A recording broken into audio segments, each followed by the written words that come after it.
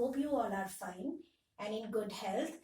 Today we will discuss the next part of the last session we have discussed, that is methods. But before that, I would like to give a quick revision on the last session that we discussed.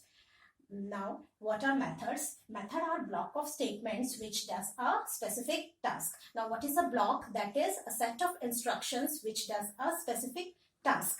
Now, then we discussed there are two categories of methods. One is system-defined methods and another is user-defined methods. System-defined methods are those methods which are already there in the system. Those methods we need to only use, like print line method, print method, max method, mean method. These methods are already there in the system or in the language. Next category that we discussed was the user-defined methods. User-defined methods are those methods which we create or the user create for his sake or for his own purpose. Now, the user-defined methods are also of three categories. The first category is no argument, no return, means the method defined in this category does not accept any argument nor it returns any value. The second category of user-defined methods where the user accepts arguments but it does not return any value. And the third category is where the user accepts the arguments and it also returns the value. In the last session, I gave you the structure and the use of the first two categories of user-defined methods. Today in this session, I will give you the structure of the third category of user-defined methods. Now, here is the structure of the third category: public, int, display, and these are the list of argument. Display is the name of the user-defined method, and this name can be any name because it is a user-defined method, so user can give any name over here. Now see, in place of void, it is written int over here. Int means the data type of the value which this method is going to return. Whatever value the method is going to return, we need to write the data type of the method over here. This is the place where we write the data type of the value which the method is going to return. Then the list of arguments are there. This method, display method, accepts two arguments, A and B of type integer. Now this is the start of the block or the starting of the method. Now see, here I have written a very simple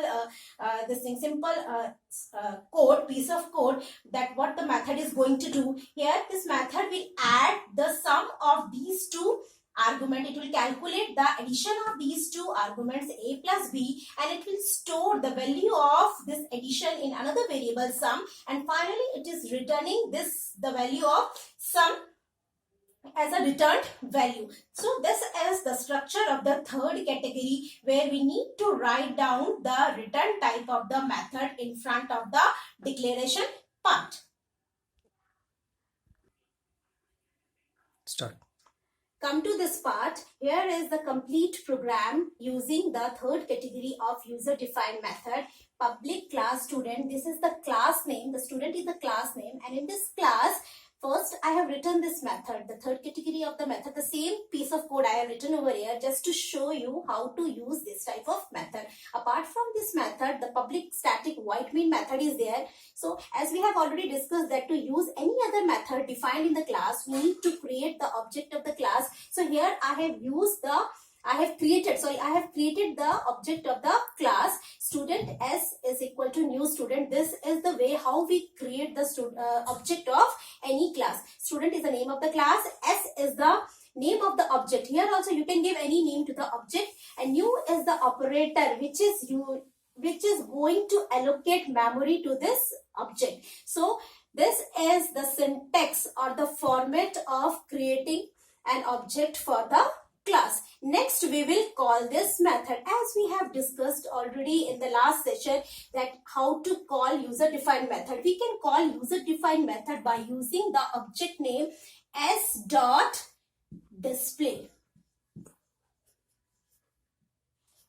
And you like this, while writing, while calling this method, we need to write s dot display. This statement will call this method. Now because this method is accepting two integer values, so we need to pass two values over here. Suppose 5 and 6 I am passing in this method, right? So 5 will replace a and 6 will replace b, and finally what it will do, it will calculate the addition of 5 and 6 and it will store in sum and it will return that value. So what value it will return? It will return 11, because 5 plus 6 is equal to 11, so it will return 11.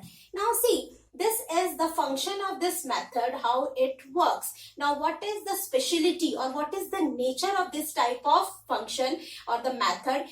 It returns a value, means wherever it is returning the value, we need to store that value over there. Now because it is returning an integer value, so we will declare our integer variable over here. Integer, suppose r. So whatever value it will return, it will come to here, and here we are going to store the value in r. R is equal to s dot display 5, 6. Means whatever value it will return, it will get stored in R. Finally, we will display the result from here. System.out.println R. It will display the final result. Main closed and the class closed. Look at the program again, students. How this type of program works. Whenever the program will start executing, your compiler will first look for the main method. Obviously, it will always look for the main method because our compiler only knows the main name of the main method, and moreover, it is written with the static keyword. So we are able to use this method without creating the object of the class. So it will look for the main method. Inside the main method, when the control will come, what it will see? It will first see a declaration of one variable r.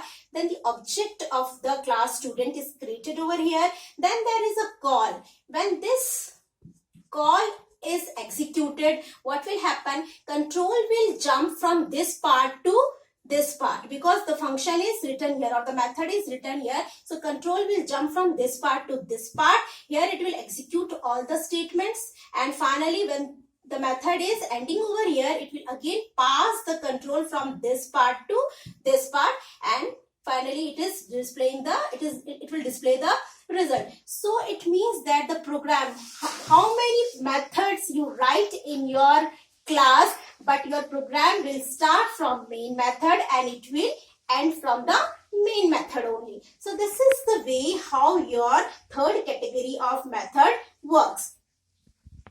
Now see, whenever you will run this program, it will always give what answer? It will always give 11. 11, 11, 11. How many number of times you will run this program? It will always give 11 answer, because we are passing static values 5 and 6. It will always pass 5 and 6 to A and B, and it will take 5 and 6 in the method and it will calculate 11 and it will return 11, 11, 11. So this type of programs are useless. If from the program or if from the calculator we are always getting 11 answers, so it is meaningless. So we need to make our program in such a way that whatever values we pass here during the runtime, it should give the answer according to those values. That type of programs are known as dynamic program. Here the program is of type static program, because it will always give one static answer, that is 11. But we need to convert our program in such a way that it should give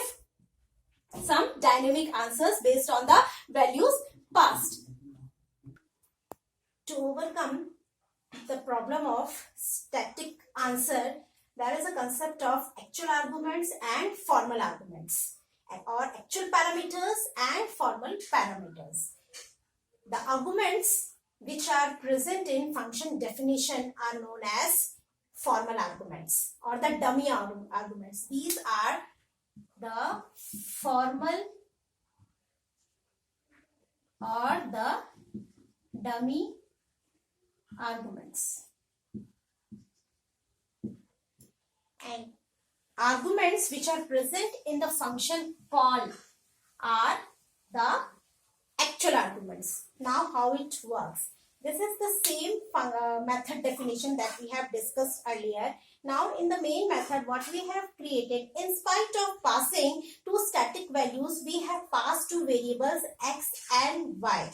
But before passing x and y, we have taken values in x and y using the scanner class. And all of you are very much familiar with this statement. Scanner class, scanner sc is equal to new scanner system.in. All of you are, I think all of you are very much familiar with this, because we have used this scanner class object so many times to create scanner class object, to use this object to take keyboard entry or to take the runtime entry for the values, for the variables, right? So here also we have created the scanner class object. Then the one message is there, enter two values, and here we are taking the values for x and y, and finally here we are calling this method s.display. S is the object of the class student. S.display, here in spite of writing the static values as we have done in the previous program, we have written x and y.